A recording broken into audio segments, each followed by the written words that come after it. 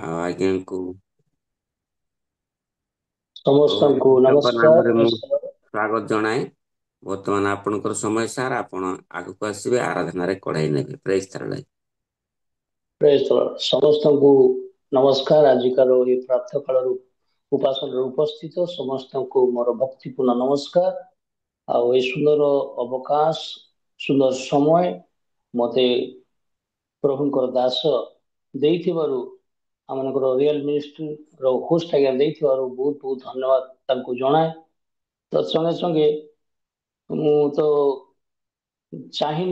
ଚାହିଁଥିଲି କି କେବେ ମତେ ଅବଶ୍ୟ ମୁଁ ଗୀତ ତ ଗାଇବାର ଜାଣିନି, କିନ୍ତୁ ହେଲେ ବି ପ୍ରଭୁ ମତେ ଯଦି ସୁଯୋଗ ଦିଅନ୍ତି ତାହେଲେ ପ୍ରଭୁଙ୍କର ଉଦ୍ଦେଶ୍ୟରେ ଗୀତ ପଦେଇଲେ ଗାଇକି ପ୍ରଶଂସା କରିପାରିବି।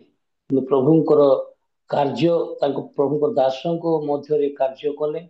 ଆଉ ପ୍ରଭୁଙ୍କ ଦାସ ମତେ ସେଦିନ ଫୋନ କଲେ, କରିକିରି ବାକ୍ୟ ଦେବା ପାଇଁ କହିଲେ, କିନ୍ତୁ ବାକ୍ୟର ଯୋଗ୍ୟ ତ ମୁଁ ନୁହଁ। ଗୀତ ହେଲେ କମ ସେ କମ ଗାଇକି ଦେଇପାରିବି ଆଜ୍ଞା ବୋଲି କହିବାରୁ ଆଜ୍ଞା ମତେ ଦେଇଛନ୍ତି। ବହୁତ ବହୁତ ଧନ୍ୟବାଦ। এই ସମୟରେ ମୁଁ ଗୀତ କେତେଟା ଉପାସନା ଆରାଧନା କରିବା ପାଇଁ ଯିବି। ଯଦି କିଛି ଭୁଲ ଥିଲେ ଆପଣ ମାନେ ମତେ କ୍ଷମା କରିବେ। ଆଉ এই ସମୟରେ ମୁଁ ଅନୁରୋଧ କରିବି, ଯଦି ନିଜ ନିଜ ସ୍ଥାନରେ ଠିକ ଜାଗାରେ ଆମେ ଅଛୁ ତାହେଲେ ଆମେ ନିଜ ନିଜ ଭିଡିଓକୁ ଅନ୍ କରିକି ଆମେ ବସିପାରିବା। ଧନ୍ୟବାଦ। ଆରମ୍ଭ କରୁ ଆମେ ପ୍ରାର୍ଥନା। ସମ୍ଭ୍ରମ ପୂଜା ପ୍ରଶଂସା ପାଇବା ଯୋଗ୍ୟ একমাত্র ପରମେଶ୍ୱର। ଯେତେବେଳେ ତୁମର ମହାନାମକୁ ଧନ୍ୟବାଦ ଦଉଛୁ ପ୍ରଭୁ, ପ୍ରଶଂସା କରୁଅଛୁ ଏ ପ୍ରାପ୍ତ କାଳରେ ପ୍ରଭୁ ତୁମମାନଙ୍କୁ ତୁମର ପାଦ ତଳେ ବସିବା ପାଇଁ କରିବା ନିମନ୍ତେ, ତୁମର ବାକ୍ୟ ଅଧ୍ୟୟନ କରିବା ନିମନ୍ତେ, ତୁମର ପ୍ରାର୍ଥନା କରିବା ନିମନ୍ତେ ପ୍ରଭୁ ଆମକୁ ସୁଯୋଗ ଦେଇଛ, ସେଥିପାଇଁ ଧନ୍ୟବାଦ ଦଉଛି ପ୍ରଭୁ। এই ସମୟରେ ପ୍ରଭୁ ତୁମ ନାମରେ ପ୍ରଭୁ ମାନେ ଆରାଧନା କରିବୁ, ପୂଜା ପ୍ରଶଂସା କରିବୁ ପ୍ରଭୁ। ଯେହେତୁ ତୁମେ ପୂଜା ପ୍ରଶଂସା ଆରାଧନା ପାଇବା ଯୋଗ୍ୟବନ୍ତ একমাত্র ପରମେଶ୍ୱର ତୁମେ ଅଟ ପ୍ରଭୁ। ତୁମର ମୁଖ ଦ୍ୱାରା ତୁମେ ପ୍ରକାଶିତ ହୁଅ, ତୁମ ପ୍ରଶଂସା କରିବା ପାଇଁ ପାରିବି ସେ ପ୍ରକାର ତୁମେ କରୁଣା କର। ଗୌରବ ସମ୍ଭ୍ରମ ପୂଜା ପ୍ରଶଂସା ତୁମେ ପାଅ, ଯୀଶୁଙ୍କ ନାମରେ ମାଗୁଅଛି, ଆମେନ୍। ହାଲେଲୁୟା। ସମସ୍ତେ ଜାଣିଥିବା ଗୀତଟେ ମନେ ଗାଉଥିବା, ହାଲେଲୁୟା, ପ୍ରେଜ୍ ଦ ଲର୍ଡ। ପ୍ରାତଃ କାଳର ଗୀତ। ସଞ୍ଜ ସକାଳେ ତୁମରି ନାମେ ମୁଁ ଗାଇବି ପ୍ରଭୁ, ମୁଁ ଭଜିବି।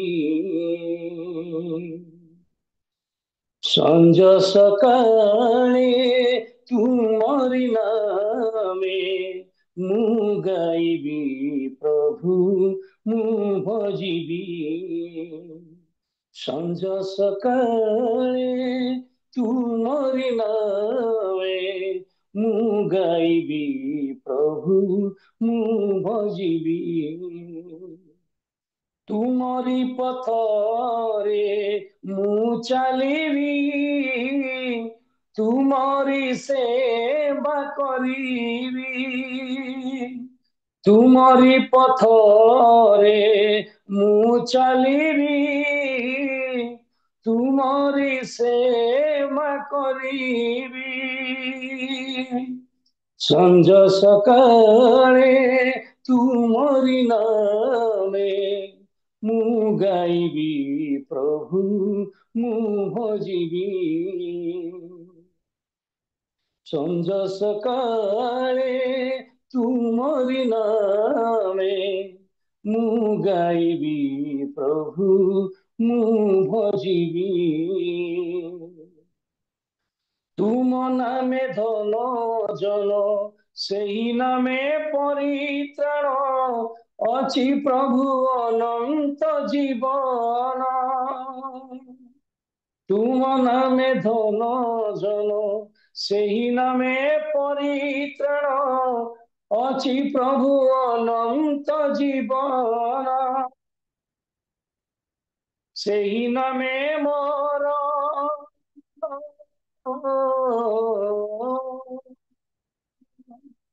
ସେହି ନାମେ ମୋର ଜ୍ଞାନ ସମ୍ମାନ ବଢ଼ାଏ ମୋ ନିତିଦିନ। ବଢାଏ ମୋ ନିତି ଦିନ। ସଞ୍ଜ ସକାଳେ ତୁମରି ନାମେ ମୁଁ ଗାଇବି ପ୍ରଭୁ, ମୁଁ ଭଜିବି, ମୁଁ ଗାଇବି ପ୍ରଭୁ, ମୁଁ ଭଜିବି। आहे प्रभु दुख हारी, शुण नीति मगुहारी, कर प्रभु संकट रूपारी। आहे प्रभु दुख हारी, शुण नीति मगुहारी, कर प्रभु संकट रूपारी। तुमे ही महान,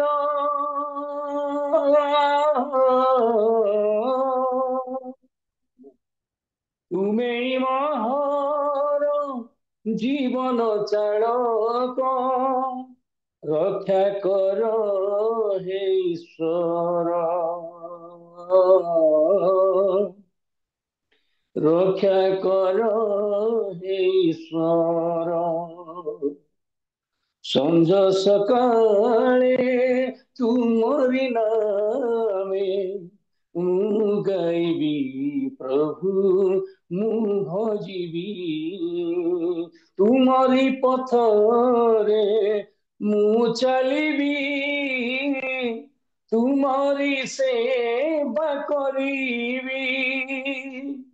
ତୁମରି ପଥରେ ମୁଁ ଚାଲିବି, ତୁମରି ସେବା କରିବି। ସଞ୍ଜ ସକାଳେ ତୁମରି ନାମେ ମୁଁ ଗାଇବି ପ୍ରଭୁ, ମୁଁ ଭଜିବି,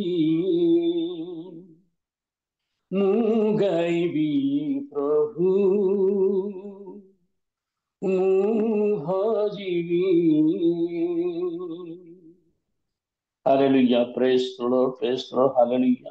ତୁମେ ମାନେ ସଦାପ୍ରଭୁଙ୍କର ପ୍ରଶଂସା କର, ପରମେଶ୍ୱରଙ୍କର ପବିତ୍ର ସ୍ଥାନରେ ତାହାଙ୍କର ପ୍ରଶଂସା କର, ତାହାଙ୍କର ପରାକ୍ରମର ଉତ୍ପନ୍ନ ଶୂନ୍ୟ ମଣ୍ଡଳରେ ତାହାଙ୍କର ପ୍ରଶଂସା କର। ତୁମେ ମାନେ ସଦାପ୍ରଭୁଙ୍କର ପ୍ରଶଂସା କର, କାରଣ ଆମ୍ଭମାନଙ୍କର ପରମେଶ୍ୱରଙ୍କର ଉଦ୍ଦେଶ୍ୟରେ ପ୍ରଶଂସା ଗାନ କରିବା ଉତ୍ତମ, ଯେହେତୁ ତାହା ମନୋହର ଓ ପ୍ରଶଂସ ଶୋଭନୀୟ। ଆସନ୍ତୁ ଆମେ ଆଉ ଗୋଟେ ଗୀତ ପ୍ରଭୁଙ୍କର ଉଦ୍ଦେଶ୍ୟରେ ଆମେ ଗାଉଥିବା ପ୍ରଶଂସା ଗୀତ।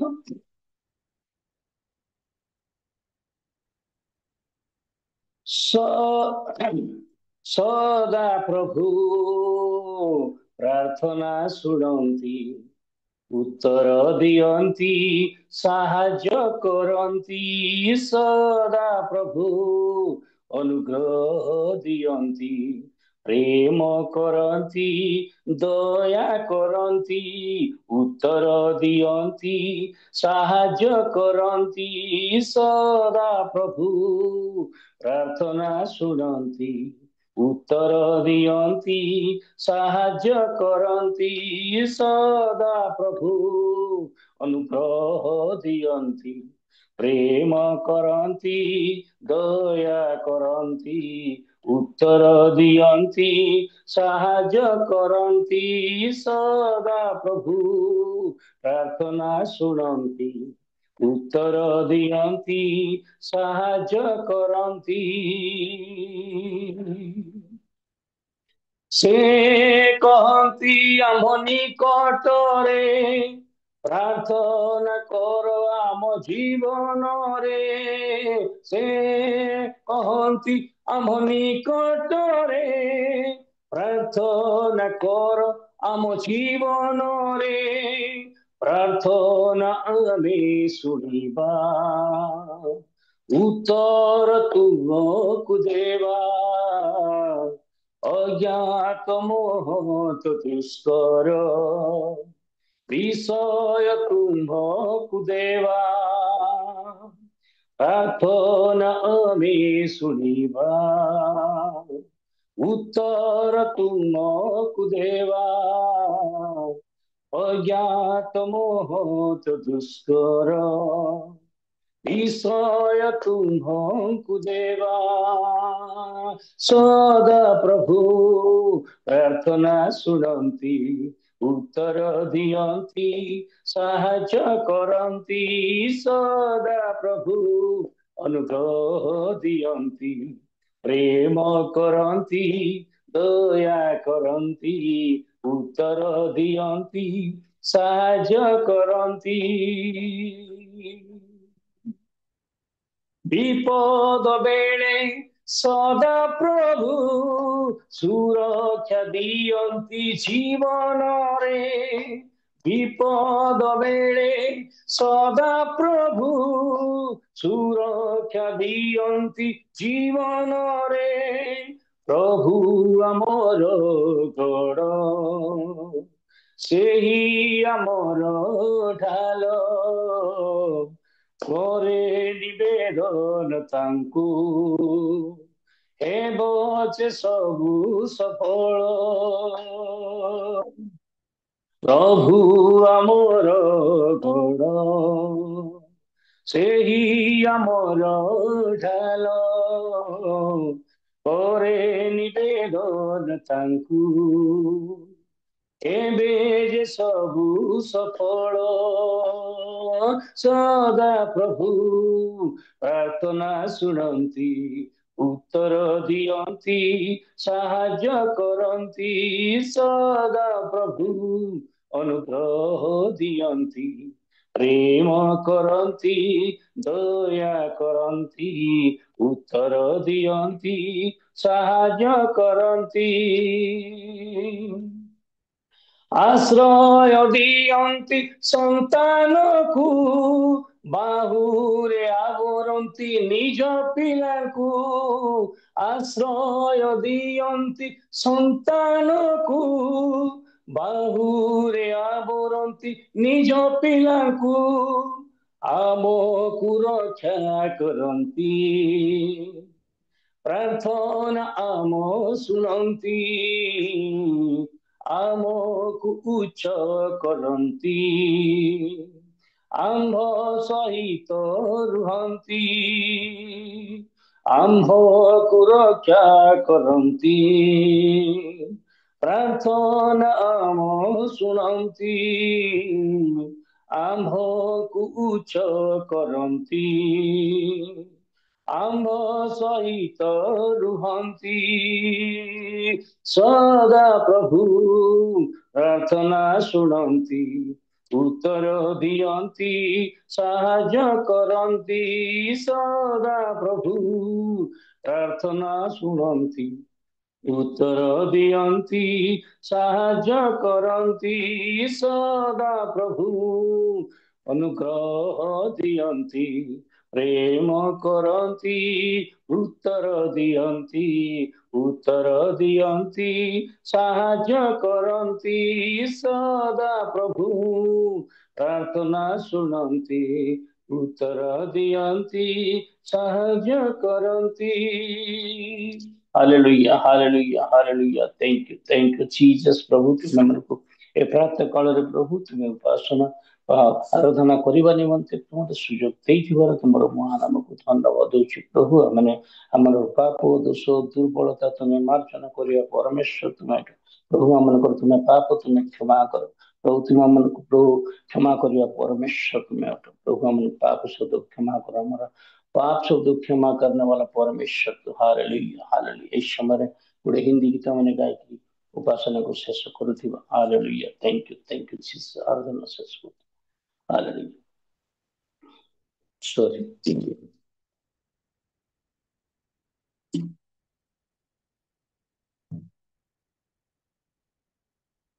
मुझे माफ कर दे खुदा मुझे माफ कर दे पिता मुझे माफ कर दे खुदा मुझे माफ कर दे पिता तेरे चरणों में आऊं प्रभु तेरी महिमा मुझे सिखा दे। तेरे चरणों में मैं आऊं प्रभु, तेरी महिमा मुझे सिखा दे। तेरी महिमा करना मुझे सिखा दे। तेरी महिमा करना मुझे सिखा दे। तेरी महिमा करना मुझे सिखा दे। तेरी महिमा करना मुझे सिखा दे। मुझे माफ कर दे खुदा, मुझे माफ कर दे पिता, मुझे माफ कर दे खुदा, मुझे माफ कर दे पिता।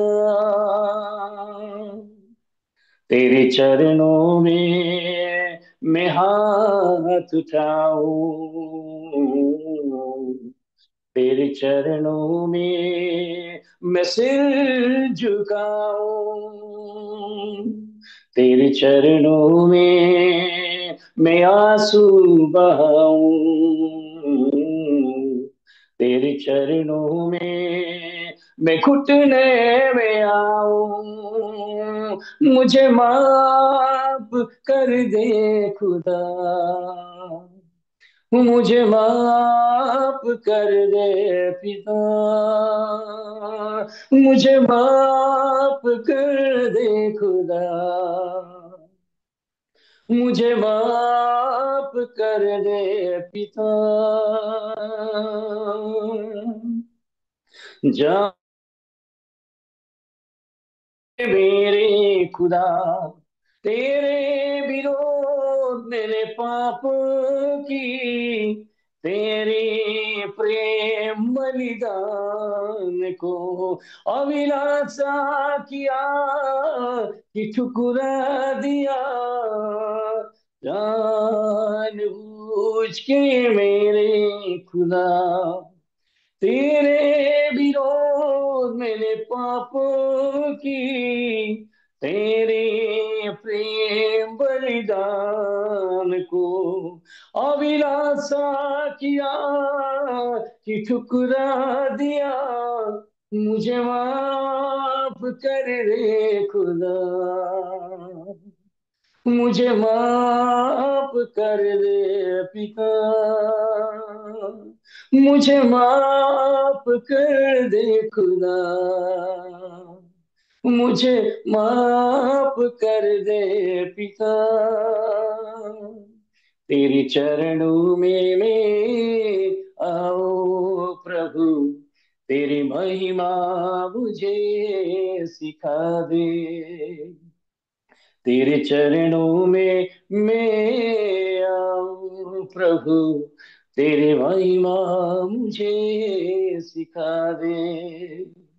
तेरी महिमा करना मुझे सिखा दे। तेरी महिमा करना मुझे सिखा दे। तेरी महिमा करना मुझे सिखा दे। तेरी महिमा करना मुझे सिखा दे। तेरी माफ कर दे खुदा, मुझे माफ कर दे पिता, मुझे माफ कर दे खुदा, मुझे माफ कर दे पिता, मुझे माफ कर दे खुदा, मुझे माफ कर दे पिता। Thank you Jesus, hallelujah. प्रभु तुम ଆମମାନଙ୍କୁ କ୍ଷମା କରିବା ପରମେଶ୍ୱର ତୁମେ ତ ପ୍ରଭୁ, ଆମେ ଯେତେ ପାପ କଲେ ମଧ୍ୟ ପ୍ରଭୁ ତୁମେ ଆମମାନଙ୍କୁ କ୍ଷମା କରିବା ପରମେଶ୍ୱର। ତୁମେ ଏହି ସମୟରେ ପ୍ରଭୁ ତୁମେ ଆମଙ୍କର ଆରାଧନା ତୁମେ ଶୁଣିଅଛ, ତୁମର ଉପସ୍ଥିତି ସ୍ଥାନରେ ଉପସ୍ଥିତ କରିଅଛ, ସେଥିପାଇଁ ତୁମର ମହାନଙ୍କୁ ଧନ୍ୟବାଦ ଦେଉଛି ପ୍ରଭୁ। ବର୍ତ୍ତମାନ ପ୍ରଭୁ ଆମେ ବାକ୍ୟ ମଧ୍ୟକୁ ଯିବୁ ପ୍ରଭୁ, ତୁମେ ଆଶୀର୍ବାଦ କର, ଆମେ ତୁମର ପବିତ୍ର ବାକ୍ୟ ଶ୍ରବଣ କରିବା ପାଇଁ ପାରିବୁ। ଅନୁଗ୍ରହ ତୁମେ ପ୍ରଦାନ କର, ଯୀଶୁଙ୍କର ଆମର ମାଗୁଅଛୁ, ସୁନ୍ଦର ସବକାଶ ଦେଇଥିବାରୁ ପ୍ରଭୁଙ୍କୁ ଧନ୍ୟବାଦ ଦେବା ସଙ୍ଗେ ସଙ୍ଗେ ଚାଳକ ମହାଶୟଙ୍କୁ ଏବଂ ଆମମାନଙ୍କର ହୋଷ୍ଟ ମହାଶୟଙ୍କୁ ମୁଁ ବହୁତ ବହୁତ ଧନ୍ୟବାଦ ଦଉଛି। ଥ୍ୟାଙ୍କ ୟୁ ଆଜ୍ଞା। ବର୍ତ୍ତମାନ ଆପଣଙ୍କର ସମୟ। ନମସ୍କାର। ଧନ୍ୟବାଦ ଆଜ୍ଞା। ଅତି ଉତ୍ତମ ଭାବରେ ପ୍ରଭୁଙ୍କର ପୁଣି ଅତି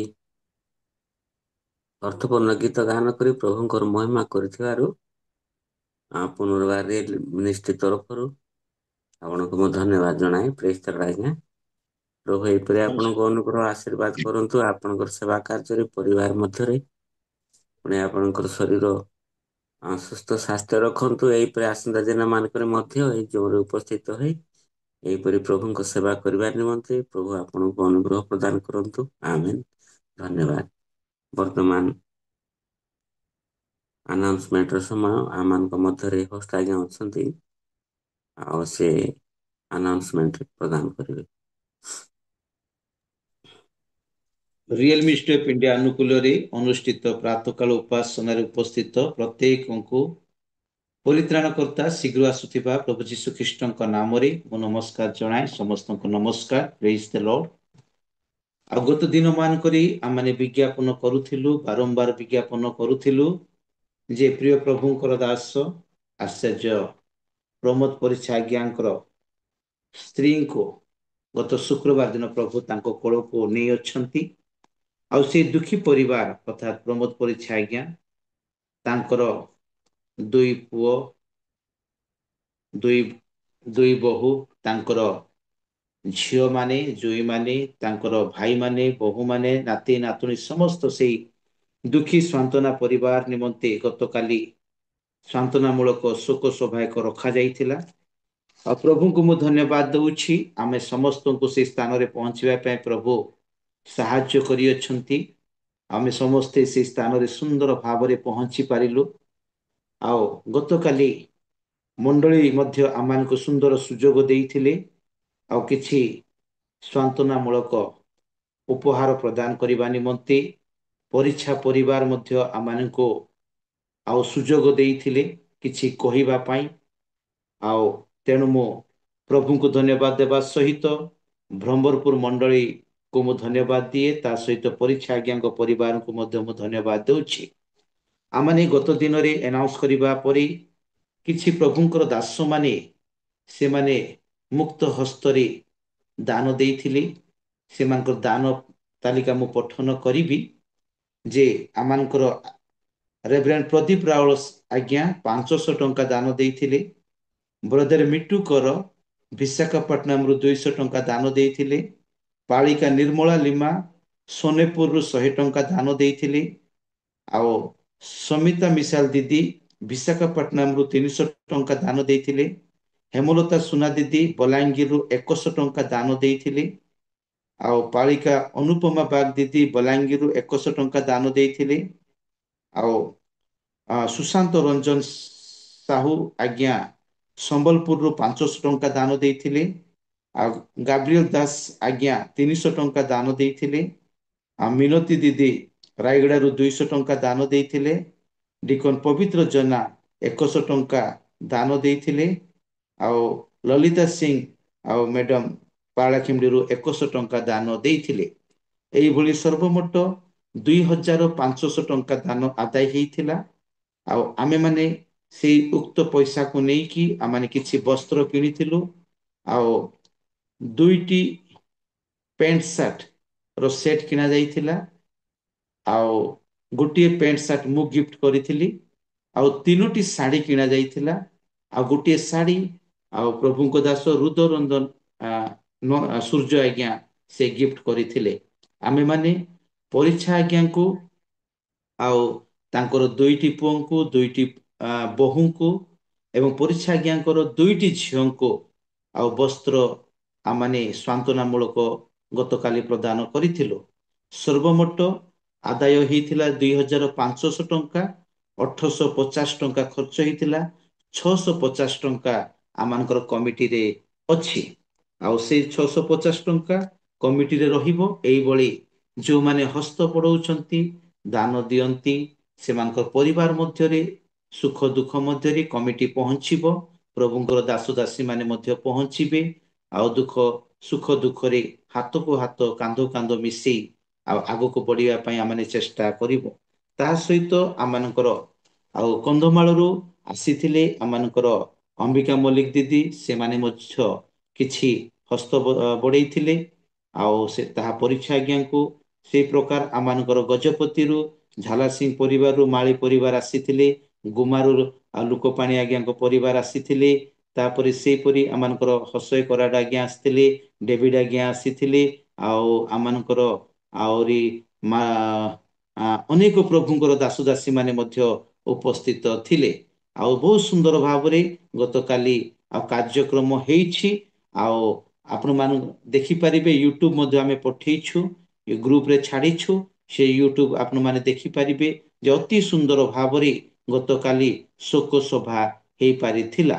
ତେଣୁ ମୁଁ ଅନୁରୋଧ କରୁଛି, ଏଇ ଯୋଉ ସୁଖ ଦୁଃଖର ହସ୍ତ ବଢେଇବାର କାମଟି ଆମମାନଙ୍କର କଣ୍ଟିନ୍ୟୁ ରହିବ।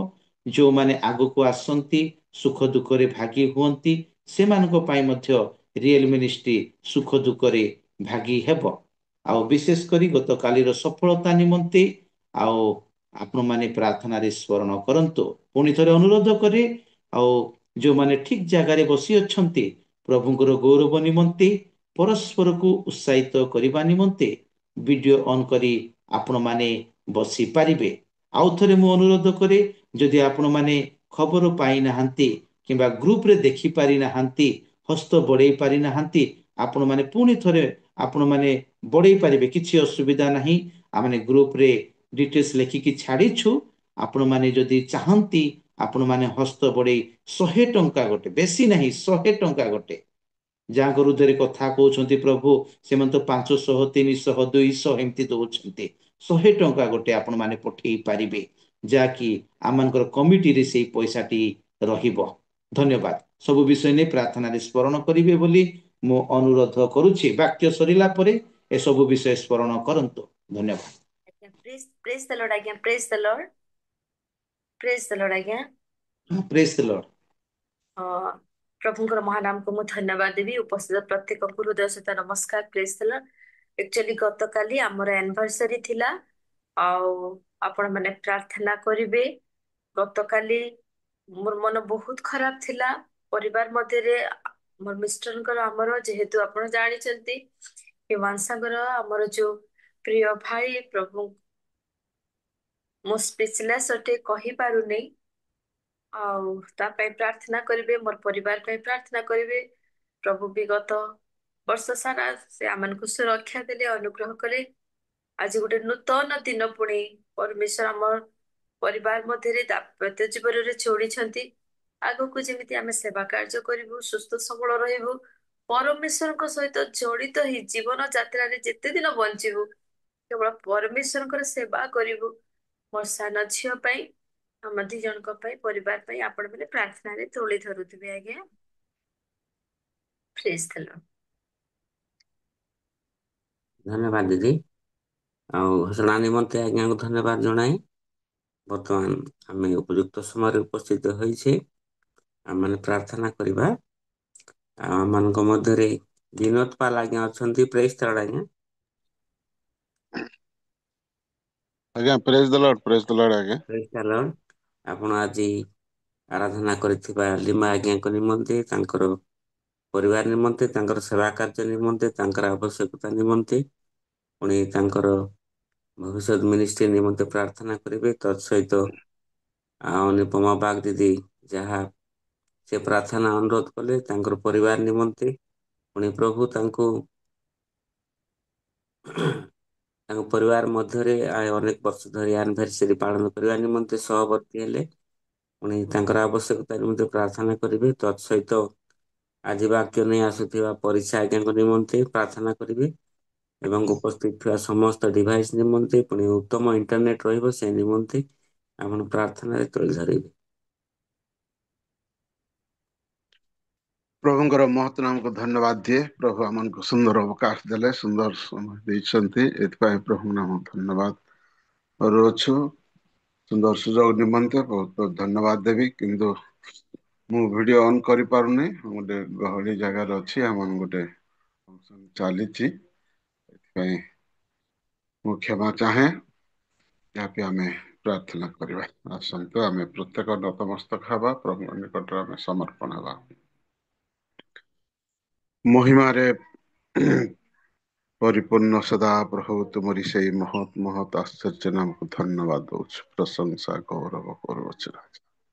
ପ୍ରଭୁ, ଯେହେତୁ ଆମେ ନଗଣ୍ୟ ଧୂଳି ରକ୍ତ ମାଂସ ଶରୀର ମନୁଷ୍ୟ ହେଲେ ମଧ୍ୟ ପ୍ରଭୁ ତୁମେ ଆମମାନଙ୍କୁ ପ୍ରେମ କରି ରାତ୍ରର ସ୍ୱପ୍ନ ଦର୍ଶ ମଧ୍ୟରେ କଥା କହି ଶଯ୍ୟାକୁ ପରିବର୍ତ୍ତନ କରି ପ୍ରଭୁ ମଧ୍ୟରେ କୋଟରେ ମଧ୍ୟରେ ଆମଙ୍କର ସୁରକ୍ଷା ରଖି ତୁମରି ସେ ହସ୍ତ ବିସ୍ତାର କରି ସମ୍ଭାଳି ଆଣିନ ଏଇ ପ୍ରାତ କାଳ ଆମମାନଙ୍କ ଜୀବନରେ ଯୋଡିଦେଲ। ଏଥିପାଇଁ ତୁମରି ମହିମା କରୁଛୁ, ଗୌରବ କରୁଛୁ, ପ୍ରଶଂସା କରୁଛୁ।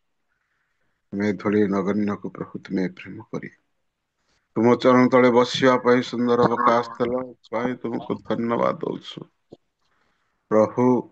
ତୁମେ ଦୟା, ତୁମେ ଦୟା, ତୁମେ ହାତ ଯୋଡି ନିବେଦନ କରୁଛୁ ପ୍ରଭୁ।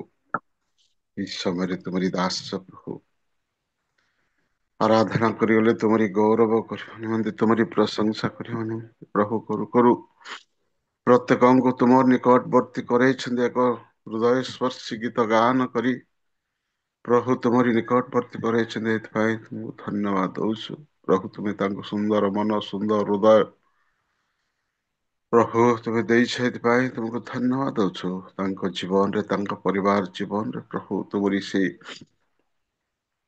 ଆଶୀର୍ବାଦ ଚକ୍ଷୁ ନିରୀକ୍ଷଣ କରୁ ବୋଲି ପ୍ରାର୍ଥନା କରୁଛୁ। ସଦା ସର୍ବଦା ତୁମରି ଆତ୍ମା ଅଧିଷ୍ଠାନ କରୁ ବୋଲି ପ୍ରାର୍ଥନା କରୁଛୁ ପ୍ରଭୁ। ତୁମେ ଦୟା କର। Hallelujah, hallelujah. ପରିଚାଳନା କରୁଥିବା ତୁମରି ଦାସଙ୍କୁ ମଧ୍ୟ ପ୍ରଭୁ ତୁମେ ହଜାଏ ଲୁଚେଇ ଓ ତୁମ ନିମନ୍ତେ ବ୍ୟବହାର କରି ଆସୁଅଛ। ଏଥିପାଇଁ ତୁମକୁ ଧନ୍ୟବାଦ ଦଉଛୁ ପ୍ରଭୁ। ତୁମେ ଦୟା କର ପରିବାରକୁ, ସକଳ ପରିଜନ ମାନଙ୍କୁ ମଧ୍ୟ ତୁମେ ଆଶୀର୍ବାଦ କରି ତୁମେ ମହିମାନ୍ୱିତ ହବ ବୋଲି ପ୍ରାର୍ଥନା ପ୍ରଭୁ। ଯେଉଁ ସବୁ ପ୍ରଭୁ ମାସୟ ସବୁ ବିଜ୍ଞାପନ କହିଗଲେ, ସମସ୍ତ ବିଷୟ ପ୍ରଭୁ ଆନାଉନ୍ସ କରିଗଲେ। ତୁମେ ଜାଣୁଛ ଅନ୍ତର୍ଯାମୀ ପରମେଶ୍ୱର, ଆମମାନଙ୍କ ପ୍ରଭୁ ଆମେ ମନୁଷ୍ୟ ମାତ୍ର, ଆମେ ସ୍ମରଣରେ ରଖିନଥାଉ। ତଥାପି ପ୍ରଭୁ ତୁମେ ସ୍ମରଣ କରିବା ପରମେଶ୍ୱର। ତୁମରି ସେଇ ପ୍ରଭୁ ପାତ୍ରରେ ରଖି ସମୟ ଅନୁଯାୟୀ ପ୍ରଭୁ ସେ ସୃଜନକୁ ତୁମେ ସ୍ମରଣ କରି ପ୍ରଭୁ ଅନୁଗ୍ରହ କରିଥାଏ। ଏଥିପାଇଁ ତୁମକୁ ଧନ୍ୟବାଦ ପ୍ରଭୁ। ତୁମେ ଯେଉଁ ସବୁ ଅନୁପମା ଯେଉଁ ସବୁ ପ୍ରଭୁ କହିଗଲେ ତାଙ୍କ ବିଷୟରେ, ତାଙ୍କର ପରିବାର ବିଷୟରେ, ସମସ୍ତ ବିଷୟ ପ୍ରଭୁ ତୁମେ ଶୁଣିଛ। ସେମାନଙ୍କର ଉତ୍ତର ଦେଇ ପ୍ରଭୁ ତୁମେ ଦୟା ଅନୁଗ୍ରହ କୃପା କର। ତୁମେ ଆଶୀର୍ବାଦରେ ପରିପୂର୍ଣ୍ଣ କର ପ୍ରଭୁ। ସଦା ସର୍ବଦା ତୁମରି ନିକଟରେ ଲାଗି ରହିବା ପାଇଁ ପ୍ରଭୁ ସେଇ ପରିବାରକୁ ତୁମେ ଆଶୀର୍ବାଦ କରି ତୁମେ ମହିମାନ୍ୱିତ, ତୁମେ ଗୌରବ। ଅନେକ ପୀଡ଼ିତ ଅଛନ୍ତି, ଅନେକ ବିଷୟ ପ୍ରଭୁ କୁହାଯାଇଛି। ପ୍ରଭୁ ସେମାନଙ୍କୁ ଆବଶ୍ୟକ ବିଷୟ ଅନୁଯାୟୀ ପ୍ରଭୁ ତୁମେ ଜଗାଇ ତୁମେ ମହିମାନ୍ୱିତ, ତୁମେ ଗୌରବ, ଆଶୀର୍ବାଦ କର। ତୁମେ ଦୟା କର। ଗତ ଦିନରେ ପ୍ରଭୁ ଯେଉଁ ପ୍ରଭୁ ଦୁଃଖଧାଣିକ ପରିବାର ମଧ୍ୟରେ ପ୍ରଭୁ ଶୋକର ଛାୟା ଯାଇଥିଲା ପ୍ରଭୁ, ଗତ ଦିନମାନଙ୍କରେ ତୁମେ ଉଚିତ ସମୟ ତୁମେ ହିଁ ନିରୂପଣ କରିଛ। ତୁମେ ହିଁ ସମୟ ନିରୂପଣ କରିଥିବା ପରମେଶ୍ୱର ବୋଲି ତୁମକୁ ଧନ୍ୟବାଦ ଦଉଛୁ ପ୍ରଭୁ। ତୁମେ ଦୟା କର। ଗତ ଦିନରେ ଯେଉଁ ସବୁ କାର୍ଯ୍ୟକ୍ରମ କରାଯାଇଛି ତୁମରି ଉପସ୍ଥିତ ମଧ୍ୟରେ ହେଇଛି ବୋଲି ଆମେ ବିଶ୍ୱାସ କରୁଛୁ ପ୍ରଭୁ। ଆଗାମୀ ଦିନ ମାନଙ୍କରେ ମଧ୍ୟ ସେଇ ପରିବାରକୁ, ପରିଚା ପରିବାରକୁ ତୁମେ ଆଶୀର୍ବାଦ କର, ଶାନ୍ତି ସାନ୍ତ୍ୱନା ଦେଇ ପ୍ରଭୁ ତୁମ ନିମନ୍ତେ ତୁମ ଆଡେ ଆଉଜି ପଡିବେ, ଏହିପରି ତୁମେ ତାଙ୍କୁ ଶକ୍ତି ଯୁକ୍ତ କର ବୋଲି ପ୍ରାର୍ଥନା କରୁଛୁ ପ୍ରଭୁ। ତୁମେ ଦୟା କର। ଅନେକ ବିଷୟ ରହିଛି, ଯଦି ପ୍ରଭୁ ଆମେ ଏଠାରେ ବସି ଅଛୁ, ଯୋଗ ଦେଇ ଅଛନ୍ତି, ପ୍ରତ୍ୟେକଙ୍କର ତୁମରି ଦାସ ଦାସୀଙ୍କୁ ଆଶୀର୍ବାଦ କର।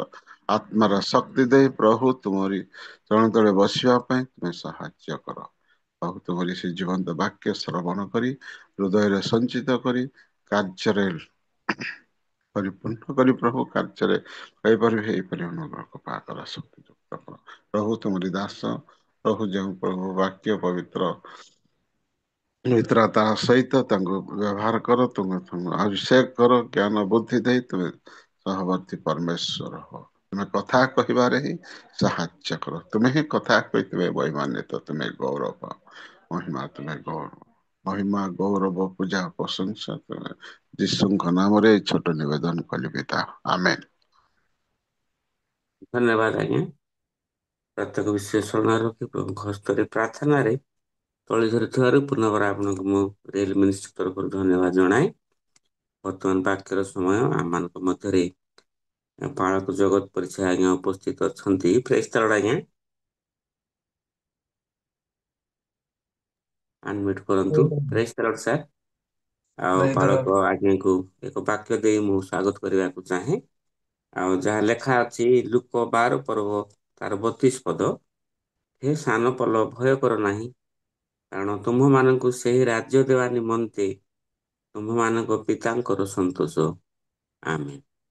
ବର୍ତ୍ତମାନ ଆମମାନେ ଏକ କରତାଳ ସହିତ ପରିଚୟ ଆଜ୍ଞାଙ୍କୁ ଆମମାନେ ସ୍ୱାଗତ କରିବା। ନମସ୍କାର। ବର୍ତ୍ତମାନ ଆପଣଙ୍କର ସମୟ ସାର୍, ଆପଣ ବାକ୍ୟରେ ଆଗକୁ ପଢାଇମାନେ ହୁଅନ୍ତୁ। ପ୍ରଭୁଙ୍କ ମହାନ ନାମକୁ ଧନ୍ୟବାଦ ଦିଏ।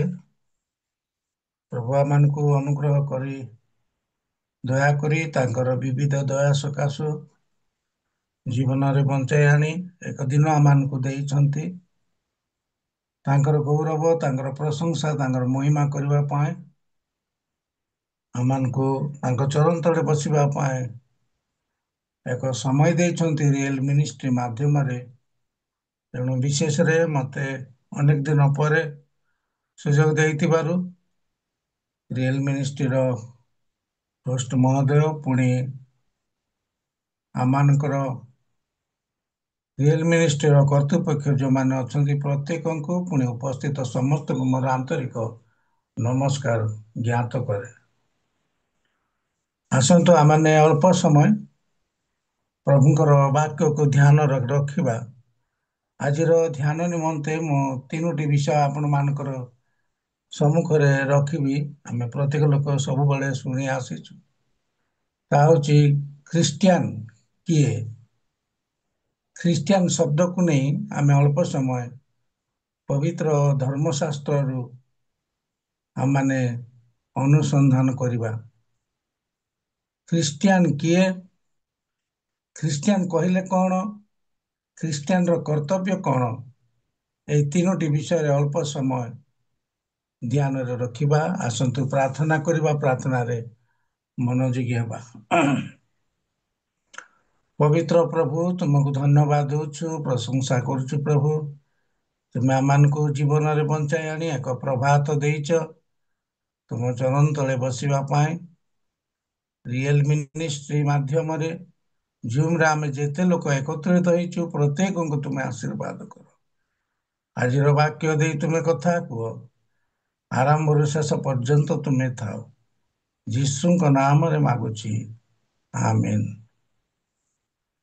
ପ୍ରଥମ ପିତର ତାର 4 ପର୍ବର 16 ପଦ କିଏ ଜଣେ ପଢିବା ପାଇଁ ମୋତେ ସାହାଯ୍ୟ କରିବେ? ପବିତ୍ର ଧର୍ମଶାସ୍ତ୍ରରୁ ପ୍ରଥମ ପିତର ତାର 4 ପର୍ବର 16 ପଦ।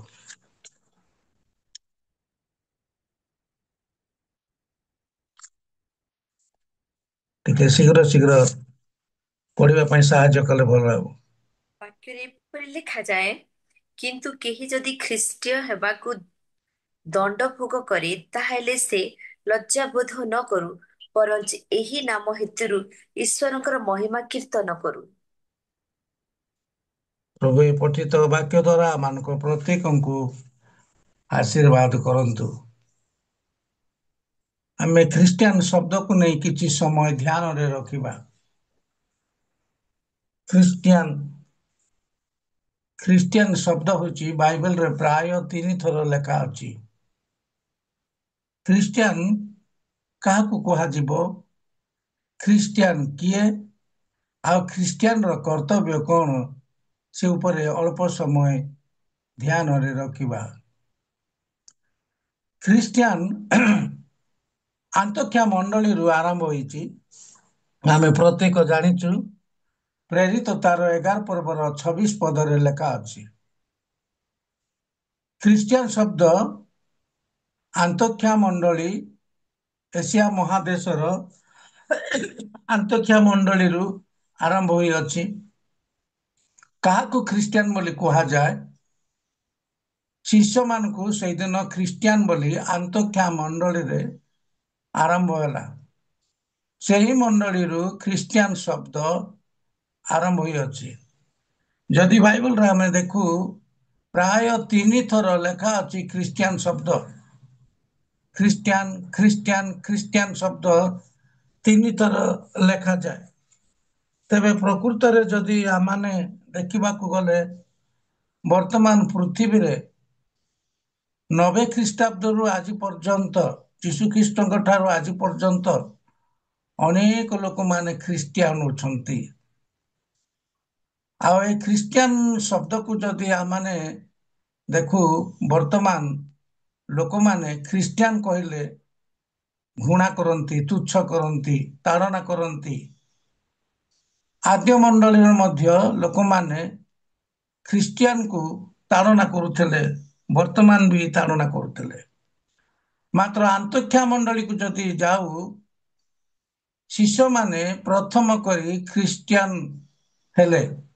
ସେହି ମଣ୍ଡଳୀରୁ ଖ୍ରୀଷ୍ଟିଆନ ଶବ୍ଦ ଆରମ୍ଭ ହେଲା। ଯଦି ପ୍ରେରିତ ତାର 26 ପର୍ବ 11-26 ପଦ ଯଦି ପବିତ୍ର ଧର୍ମଶାସ୍ତ୍ର ଅଛି ଆମମାନେ ପଢିବା ପ୍ରେରିତ ତାର 11-26 ପଦ। ପୁଣି ସେ ତାଙ୍କୁ ପାଇ ଆନ୍ତୋଖିଆକୁ ଘେନି ଆସିଲେ। ସେମାନେ ସମ୍ପୂର୍ଣ୍ଣ ହୁଁ। 1 ବର୍ଷ ପର୍ଯ୍ୟନ୍ତ ମଣ୍ଡଳୀର ସହିତ ରହି ଅନେକ ଲୋକଙ୍କୁ ଶିକ୍ଷା ଦେଲେ। ପୁଣି ଆନ୍ତୋଖିଆରେ ଶିଷ୍ୟମାନେ ପ୍ରଥମରେ ଖ୍ରୀଷ୍ଟିଆନ ବୋଲି ଆଖ୍ୟାତ ହେଲେ। ଆନ୍ତୋଖିଆ ମଣ୍ଡଳୀରେ ପ୍ରଥମ କରି ଖ୍ରୀଷ୍ଟିଆନ ବୋଲି ଆରମ୍ଭ ହେଲା। ତାହା ଆଜି ପର୍ଯ୍ୟନ୍ତ ଖ୍ରୀଷ୍ଟିଆନ ଶବ୍ଦ ଚାଲିଛି। ଆଉ ଯୀଶୁଙ୍କର ଆଗମନ ପର୍ଯ୍ୟନ୍ତ ମଧ୍ୟ ଏହି ଶବ୍ଦଟି ଥିବ। ତେବେ ଆନ୍ତୋଖିଆ ମଣ୍ଡଳୀରେ ପ୍ରଥମ କରି ଶିଷ୍ୟମାନେ ଖ୍ରୀଷ୍ଟିଆନ ହେଲେ, ପ୍ରଭୁ ଯୀଶୁ ଖ୍ରୀଷ୍ଟଙ୍କୁ ଗ୍ରହଣ କଲେ। 1 ବର୍ଷ ସେମାନେ ଥିଲେ ଲେଖା ଅଛି। ପୁଣି ସେ ତାଙ୍କୁ ପାଇ ଆନ୍ତୋଖିଆକୁ ଘେନି ଆସିଲେ। ସେମାନେ ସମ୍ପୂର୍ଣ୍ଣ 1 ବର୍ଷ ପର୍ଯ୍ୟନ୍ତ ମଣ୍ଡଳୀରେ ସହିତ ରହି ଅନେକ ଲୋକ ଶିକ୍ଷା ଦେଲେ। ପୁଣି ଆନ୍ତୋଖିଆରେ ଶିଷ୍ୟମାନେ ପ୍ରଥମରେ ଖ୍ରୀଷ୍ଟିଆନ ବୋଲି ଖ୍ୟାତ ହେଲା। ପ୍ରଥମ ଖ୍ରୀଷ୍ଟିଆନ ହେଉଛି ଶିଷ୍ୟମାନେ। ପ୍ରଥମେ ସେମାନେ ଖ୍ରୀଷ୍ଟିଆନ ବୋଲି ଖ୍ୟାତ ହେଲେ, ଖ୍ରୀଷ୍ଟିଆନ ହେଲେ। ଖ୍ରୀଷ୍ଟଙ୍କର ଶବ୍ଦ ବା ଖ୍ରୀଷ୍ଟିଆନ ଶବ୍ଦ ଆନ୍ତୋଖିଆ ମଣ୍ଡଳୀରୁ ଆରମ୍ଭ ହେଲା। ପ୍ରିୟ ବନ୍ଧୁ, ମୁଁ କହିବାର ଉଦ୍ଦେଶ୍ୟ ହେଉଛି ପ୍ରକୃତରେ ଆମେ ଖ୍ରୀଷ୍ଟିଆନ କି? ପ୍ରକୃତରେ ଆମେ ଖ୍ରୀଷ୍ଟଙ୍କୁ ଗ୍ରହଣ କରିଛୁ କି? ଖ୍ରୀଷ୍ଟିଆନ କି? ସେଦିନ ଶିଷ୍ୟମାନେ ଖ୍ରୀଷ୍ଟିଆନ ବୋଲି ସେଇଠି ଖ୍ୟାତ ଆରମ୍ଭ ହେଲା। ସେମାନେ ଖ୍ରୀଷ୍ଟିଆନ ବୋଲି ଗଣିତ ହେଲେ।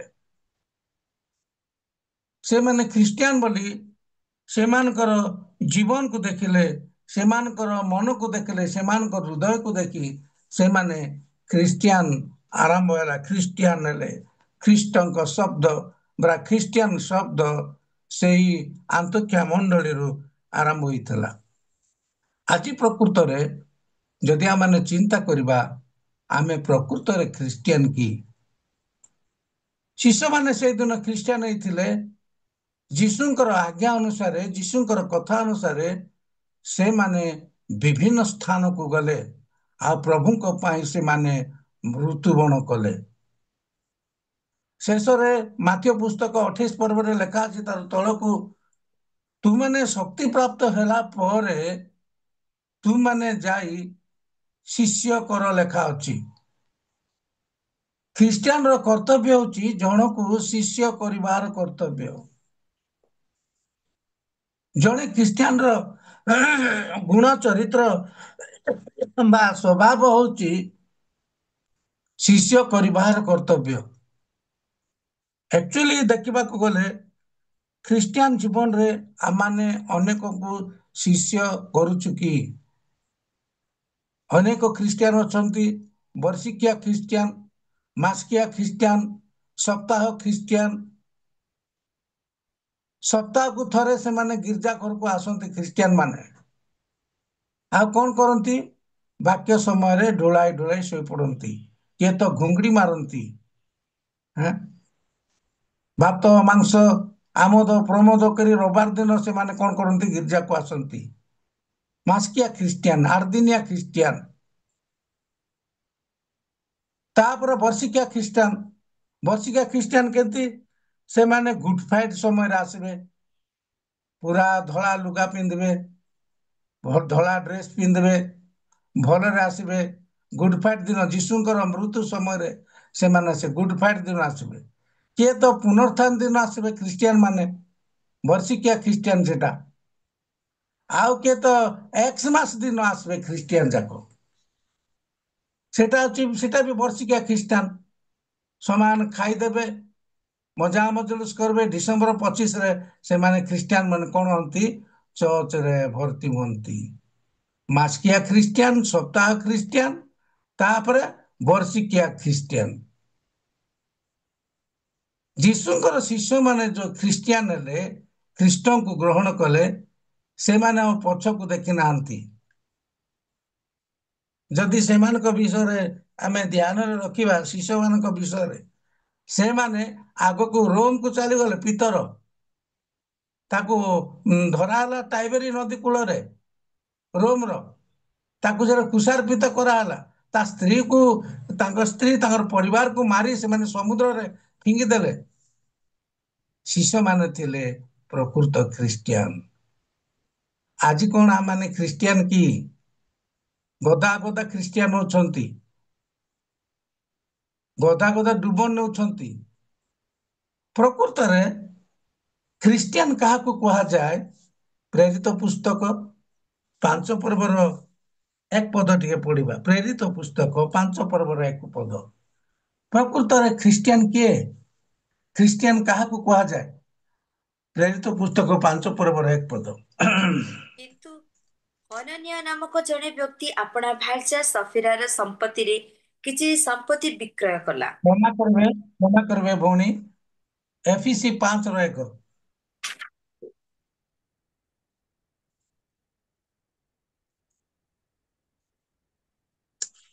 ଏଫିସି 5ର 1।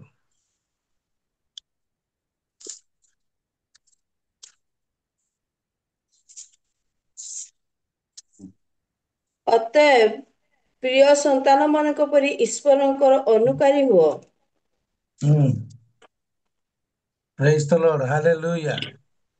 ଏଠି ଲେଖା ଅଛି, ଅତଏବ ପ୍ରିୟ ସନ୍ତାନ ମାନଙ୍କ ପରି ଈଶ୍ୱରଙ୍କର ଅନୁକାରୀ ହୁଅ। ଅନ୍ୟ ବାଇବଲରେ ଲେଖା ଅଛି, ଯୀଶୁଙ୍କର ପଛରେ ଚାଲିବା। ଜଣେ ଖ୍ରୀଷ୍ଟିଆନର କର୍ତ୍ତବ୍ୟ ହଉଛି ଯୀଶୁଙ୍କର ପଛରେ ଚାଲିବାକୁ ପଡିବ। ତାଙ୍କର ଅନୁକାରୀ, ତାଙ୍କ ପଛରେ ଚାଲିବାକୁ ହେଉଛି ଖ୍ରୀଷ୍ଟିଆନର ମୁଖ୍ୟ ବିଷୟ, ମୁଖ୍ୟ କର୍ତ୍ତବ୍ୟ।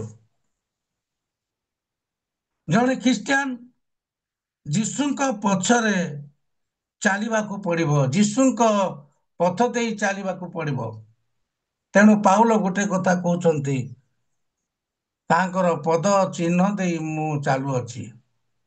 ଗୋଟେ ଗୀତରେ ଅଛି, ତୁମ ପଦ ଚିହ୍ନ ଦେଇ ଆମେ ଚାଲିବୁ ସେଇ ସିୟନ ପଥେ, ପ୍ରଭୁ ତୁମକୁ ଆମେ ଲକ୍ଷ୍ୟ ରଖି।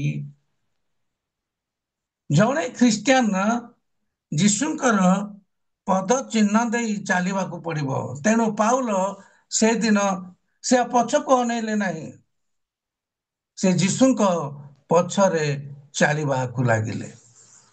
ତେଣୁ ଆଜି ଆମେ ଖ୍ରୀଷ୍ଟିଆନ ଜୀବନର, ଜଣେ ଖ୍ରୀଷ୍ଟିଆନର କର୍ତ୍ତବ୍ୟ କଣ, ସେ ଉପରେ ଅଳ୍ପ ସମୟ ଧ୍ୟାନରେ ରଖିବା। ଯଦି ତ ଆମେ ଖ୍ରୀଷ୍ଟିଆନ ହେଇଛୁ, ଖ୍ରୀଷ୍ଟଙ୍କ ପଛରେ ଚାଲିଛୁ, ତାହେଲେ ଆମମାନଙ୍କର ଖ୍ରୀଷ୍ଟିଆନର କର୍ତ୍ତବ୍ୟ କଣ? ମାର୍କ ପୁସ୍ତକ 6 ପର୍ବର 12 ପଦ ଟିକେ ପଢିବା। ମାର୍କ ପୁସ୍ତକ 6 ପର୍ବର 12 ପଦ।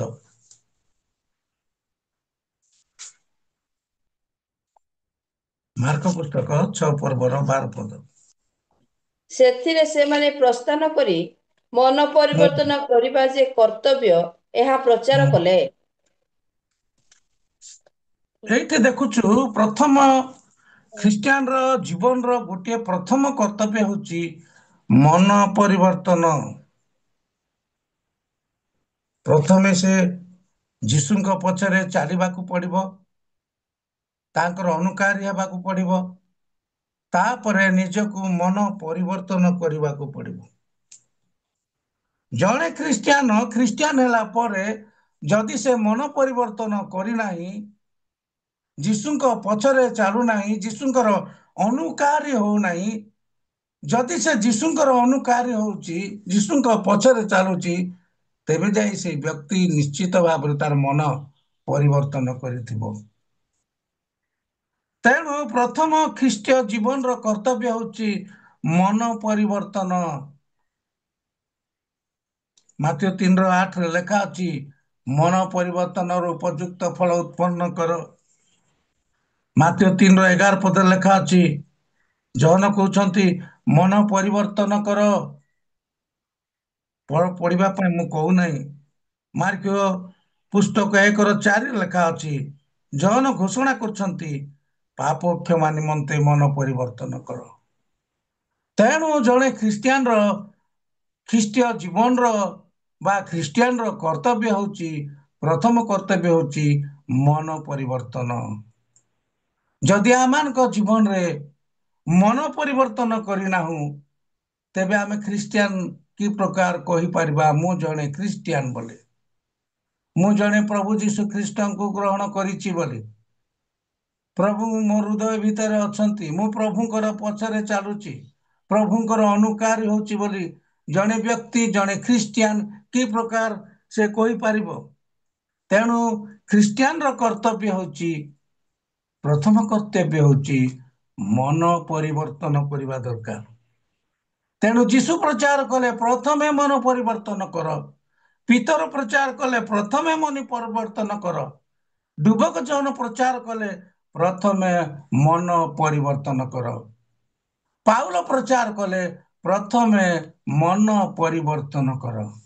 ତେବେ ମୋର ପ୍ରିୟ ବନ୍ଧୁଗଣ, ଆମମାନେ ଖ୍ରୀଷ୍ଟିଆନ ଜୀବନର ପ୍ରଥମ କର୍ତ୍ତବ୍ୟ ହେଉଛି ମନ ପରିବର୍ତ୍ତନ କରିବା ଦରକାର। ତଳକୁ ଏ ଲୁଗା କି ବସ୍ତ୍ର ପରିବର୍ତ୍ତନ କଲେ ତାହା ପରିବର୍ତ୍ତନ ନୁହେଁ, ଆମମାନଙ୍କର ହୃଦୟ ପରିବର୍ତ୍ତନ ହେବା ଆବଶ୍ୟକ, ଆମମାନଙ୍କର ଅନ୍ତଃକରଣ ପରିବର୍ତ୍ତନ ହେବା ଆବଶ୍ୟକ। ତାପରେ ଦ୍ୱିତୀୟରେ ଆମେ ଖ୍ରୀଷ୍ଟିଆନର କର୍ତ୍ତବ୍ୟ କଣ? ଲୁକ ତାର 18:1 ଲେଖା ଅଛି, କ୍ଳାନ୍ତ ନହୋଇ ପ୍ରାର୍ଥନା କରିବା ଯେ ମୁଖ୍ୟ କର୍ତ୍ତବ୍ୟ। ଲୁକ ତାର 18:1 ଲେଖା ଅଛି। କିଏ ଜଣେ ପଢି ସାହାଯ୍ୟ କରିବେ? ଲୁକ ପୁସ୍ତକ ତାର 1:18। କ୍ଳାନ୍ତ ନହୋଇ ସର୍ବଦା ପ୍ରାର୍ଥନା କରିବା ଯେ କର୍ତ୍ତବ୍ୟ, ଏ ବିଷୟରେ ସେ ସେମାନଙ୍କୁ ଦୃଷ୍ଟାନ୍ତ ଦେଇ କହିଲେ। ହାଲେଲୁୟା, ପ୍ରେଜ୍ ଦ ଲର୍ଡ। ଏଇଠାରେ ଦେଖୁଛୁ ଲୁକ ପୁସ୍ତକ ତାର 18:1 ଲୁକ ନିଜେ ଲେଖନ୍ତି, ଜଣେ ଖ୍ରୀଷ୍ଟିଆନର କର୍ତ୍ତବ୍ୟ ହେଉଛି ବା ଦୁଇଟି ହେଉଛି ପ୍ରାର୍ଥନା କରିବା। ପ୍ରଭୁଙ୍କ ନିକଟରେ ପ୍ରାର୍ଥନା କରିବା ଯେ କର୍ତ୍ତବ୍ୟ। ଦ୍ୱିତୀୟ ହେଉଛି ତାଙ୍କର ପଛରେ ଚାଲିବା ବା ମନ ପରିବର୍ତ୍ତନ କରିବା କର୍ତ୍ତବ୍ୟ। ଦ୍ୱିତୀୟରେ ହେଉଛି ତାଙ୍କ ନିକଟରେ ପ୍ରାର୍ଥନା କରିବାର କର୍ତ୍ତବ୍ୟ। ଏ ହେଉଛି ଜଣେ ଖ୍ରୀଷ୍ଟିଆନ, ଜଣେ ପାଳକ, ଜଣେ ପ୍ରଚାରକ, ଜଣେ ପ୍ରଭୁଙ୍କର ଲୋକ, ଜଣେ ମିଶନେରୀ, ଜଣେ ଡାଇରେକ୍ଟରର ପ୍ରଥମ କର୍ତ୍ତବ୍ୟ ହେଉଛି ପ୍ରାର୍ଥନା, ପ୍ରଭୁଙ୍କ ସହିତ ପ୍ରାର୍ଥନା।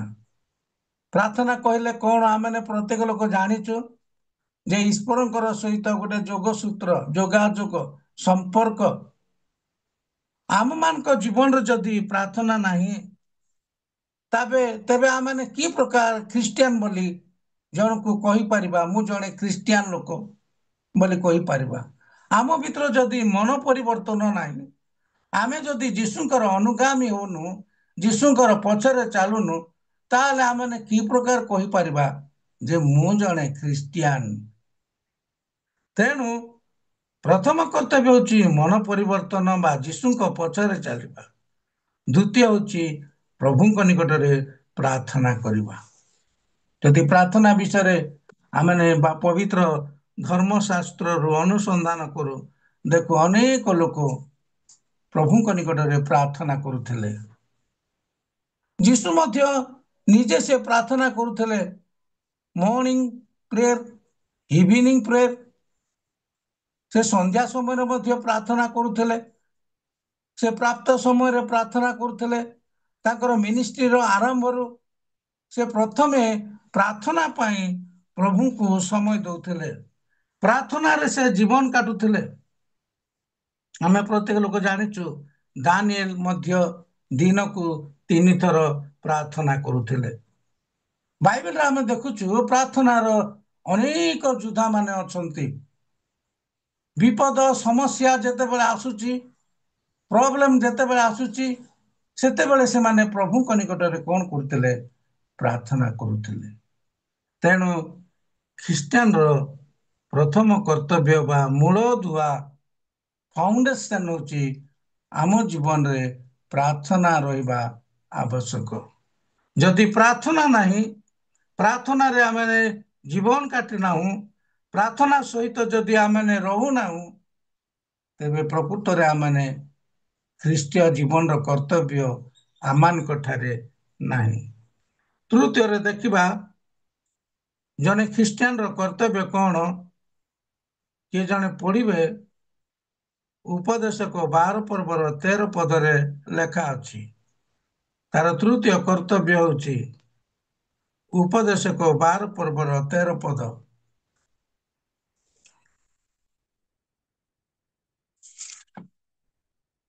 ସାର କଥା ଏହି ସବୁ ଶୁଣା ହୁଁ ଯାଇ ସରି କ୍ଷମା କରିବେ। ହୁଁ ହଁ। ସାର କଥା ଏହି ସବୁ ଶୁଣା ହୁଁ ଯାଇଅଛି, ପରମେଶ୍ୱରଙ୍କୁ ଭୟ କର ଓ ତାହାଙ୍କର ଆଜ୍ଞା ସବୁ ପାଳନ କର, କାରଣ ଏହା ହିଁ ମନୁଷ୍ୟର ପୂର୍ଣ୍ଣ କର୍ତ୍ତବ୍ୟ କର୍ମ। ପ୍ରେଜ୍ ଦ ଲର୍ଡ, ହାଲେଲୁୟା। ଏଇଠି ଆମେ ଦେଖୁଛୁ ପରମେଶ୍ୱରଙ୍କୁ ଭୟ କରିବା, ପୁଣି ତାଙ୍କର ଆଦେଶକୁ ମାନିବା ହେଉଛି ତୃତୀୟ କର୍ତ୍ତବ୍ୟ। ଜଣେ ଖ୍ରୀଷ୍ଟିଆନର ତୃତୀୟ କର୍ତ୍ତବ୍ୟ କଣ? ପରମେଶ୍ୱରଙ୍କୁ ଭୟ କରିବା, ପୁଣି ତାଙ୍କର ଆଜ୍ଞାକୁ ପାଳନ କରିବା। ଏ ହେଉଛି ସାର କଥା। ଜଣେ ଖ୍ରୀଷ୍ଟିଆନର କର୍ତ୍ତବ୍ୟ ହେଉଛି, ତୃତୀୟ ନମ୍ବର କର୍ତ୍ତବ୍ୟ ହେଉଛି ପରମେଶ୍ୱରଙ୍କୁ ଭୟ କରିବା। ପ୍ରିୟ ବନ୍ଧୁ, ଆଜି ଆମମାନଙ୍କ ଜୀବନରେ ପ୍ରଭୁଙ୍କ ଭୟ ଆମମାନଙ୍କ ମଧ୍ୟରେ ରହିଛି କି? ପ୍ରଭୁଙ୍କୁ ଆମମାନେ ଭୟ କରୁଛୁ କି? ଖ୍ରୀଷ୍ଟିଆନର କର୍ତ୍ତବ୍ୟ ହେଉଛି ପ୍ରଭୁଙ୍କୁ ଭୟ କରିବା, ପ୍ରଭୁଙ୍କ ନିକଟରେ ପ୍ରାର୍ଥନା କରିବା, ପୁଣି ପ୍ରଭୁଙ୍କ ପଛରେ ଚାଲିବା, ମନ ପରିବର୍ତ୍ତନ କରିବା। ଏ ହେଉଛି ଖ୍ରୀଷ୍ଟିଆନର କର୍ତ୍ତବ୍ୟ। ଏବଂ ପରିବାର ମଧ୍ୟରେ ଆମେ ଦେଖୁଛୁ ସେହି ପରିବାର ପ୍ରଭୁଙ୍କୁ ସେମାନେ ଭୟ କରୁଥିଲେ, ପ୍ରଭୁଙ୍କ ନିକଟରେ ନିଜକୁ ସମର୍ପଣ କରୁଥିଲେ, ଭୟଯୁକ୍ତ ଜୀବନ କାଟୁଥିଲେ। ବାଇବେଲରେ ଯଦି ଆମେ ଦେଖୁ, ଅନେକ ଲୋକ କଣ କରୁଥିଲେ? ପ୍ରଭୁଙ୍କୁ ଭୟ କରୁଥିଲେ, ତାଙ୍କର ଆଦେଶକୁ ମାନୁଥିଲେ, ତାଙ୍କର କଥା ଅନୁସାରେ ଚାଲୁଥିଲେ। ଶିଷ୍ୟମାନଙ୍କୁ ଯୀଶୁ ଗୋଟିଏ କଥା କହିଲେ, ତୁମାନେ ଶକ୍ତି ପ୍ରାପ୍ତ ହେଲା ପରେ ପୃଥିବୀର ପ୍ରାନ୍ତ ପର୍ଯ୍ୟନ୍ତ ଯିବ। ଆଉ ଶିଷ୍ୟମାନେ ବିଭିନ୍ନ ସ୍ଥାନକୁ ସେମାନେ ଗଲେ, ତାଙ୍କର ଆଦେଶ, ତାଙ୍କର କଥା ଅନୁସାରେ। ପ୍ରିୟ ବନ୍ଧୁଗଣ, ଖ୍ରୀଷ୍ଟିଆନର କର୍ତ୍ତବ୍ୟ ହେଉଛି, ଖ୍ରୀଷ୍ଟୀୟ ଜୀବନର କର୍ତ୍ତବ୍ୟ ହେଉଛି ତାଙ୍କୁ ଭୟ କରିବା, ତାଙ୍କ ନିକଟରେ ପ୍ରାର୍ଥନା କରିବା, ମନ ପରିବର୍ତ୍ତନ କରିବା, ତାଙ୍କର ପଛରେ ଚାଲିବା। ଏ ହେଉଛି ଖ୍ରୀଷ୍ଟିଆନର କର୍ତ୍ତବ୍ୟ। ପ୍ରେରିତ 10ର 1 ପଦରେ ଲେଖା ଅଛି, କର୍ଣ୍ଣିଏଲଙ୍କର ପରିବାର ସପରିବାର ସେମାନେ ପ୍ରଭୁଙ୍କୁ ଭୟ କରୁଥିଲେ, ପ୍ରଭୁଙ୍କ ଉପରେ ନିର୍ଭର ରଖୁଥିଲେ।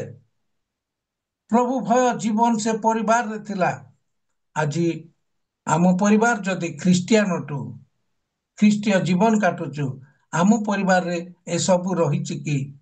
ଆମ ପରିବାରରେ ପ୍ରାର୍ଥନା ଅଛି କି? ଆମର ପିଲାମାନେ ମନ ପରିବର୍ତ୍ତନ କରିଛନ୍ତି କି?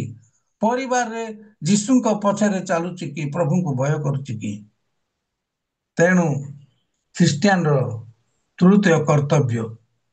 ଚତୁର୍ଥ କର୍ତ୍ତବ୍ୟ ଯଦି ଆମେ ଦେଖିବା, ମାଥିଓ ଲୁକ 6 ପର୍ବର 36 ପଦରେ ଲେଖା ଅଛି।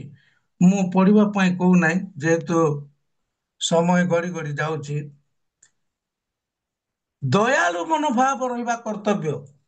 ଦୟାଳୁ ମନୋଭାବ ବା ଦୟା କରିବା ମନୋଭାବ ରହିବା କର୍ତ୍ତବ୍ୟ। ତେଣୁ ଜଣେ ଖ୍ରୀଷ୍ଟିଆନ ପାଖରେ ଦୟାର ଜୀବନ ରହିବା ଦରକାର, ପ୍ରାର୍ଥନା ଜୀବନ ରହିବା ଦରକାର, ପ୍ରଭୁ ଭୟ ଜୀବନ ରହିବା ଦରକାର, ଦୟାର ମନୋଭାବ ରହିବା ଦରକାର। ଲୁକ 6 ପର୍ବର 36 ପଦରେ ଲେଖା ଅଛି, ତୁମ୍ଭେ ଯେପରି ଅନ୍ୟ ସମୟରେ ପଢିବା ପାଇଁ ମୁଁ ଅନୁରୋଧ କରେ। ତେଣୁ ଦୟାଳୁ ଜୀବନ କାଟିବା ଦରକାର। ମାଥିୟ 9:13 ପଦରେ ଯଦି ଆମେ ପଢୁ, ସେଇଠାରେ ବି ଲେଖା ଅଛି କି ପ୍ରକାର ଦୟାଳୁ ଜୀବନ କାଟିବା ଦରକାର। ମାଥିୟ 5 ପର୍ବର 7 ପଦରେ ଲେଖା ଅଛି, ଦୟାଳୁ ଲୋକେ ଧନ୍ୟ। ତେଣୁ ଖ୍ରୀଷ୍ଟିଆନ ଜୀବନରେ ଦୟାଳୁ ଜୀବନ, ଦୟା ମନୋଭାବ ରହିବା ଆବଶ୍ୟକ, ପ୍ରାର୍ଥନାର ମନୋଭାବ ରହିବା ଆବଶ୍ୟକ, ପ୍ରଭୁ ଭୟ ମନୋଭାବ ରହିବା ଆବଶ୍ୟକ। ପଞ୍ଚମରେ ଆମେ ଦେଖିବା ଜଣେ ଖ୍ରୀଷ୍ଟିଆନ ପାଖରେ ଆଉ କଣ ରହିବା ଦରକାର। ପ୍ରଥମ ଜହନ 3 ପର୍ବର 11 ପଦ ପଢିବା। ପ୍ରଥମ ଜହନ 3 ପର୍ବର 11 ପଦ।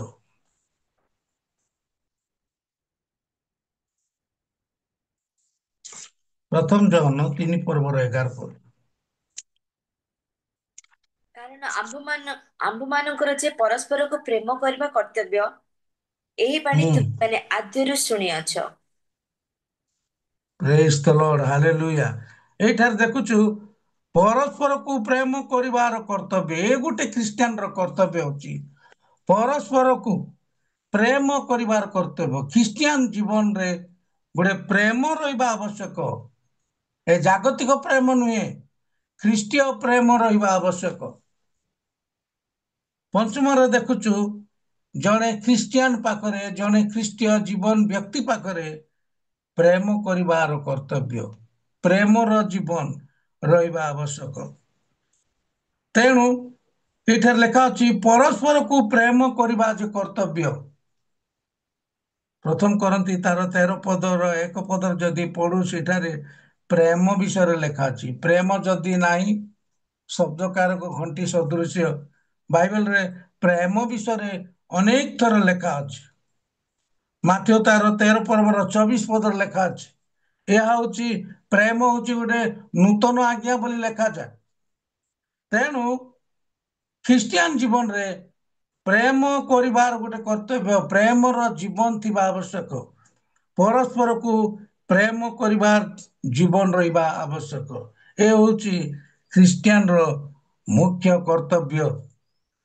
ଷଷ୍ଠରେ ଆମେ ଦେଖିବା ଆଉ ଗୋଟିଏ ଖ୍ରୀଷ୍ଟିଆନ ଜୀବନରେ ଆଉ ଗୋଟିଏ କର୍ତ୍ତବ୍ୟ ରହିବା ଦରକାର, ଅନ୍ୟକୁ ଉପକାର କରିବାର କର୍ତ୍ତବ୍ୟ।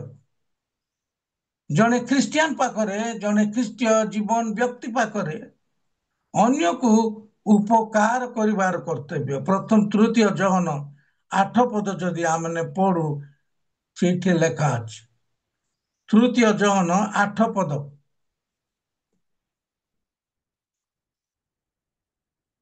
ତୃତୀୟ ଜହନ 8 ପଦ।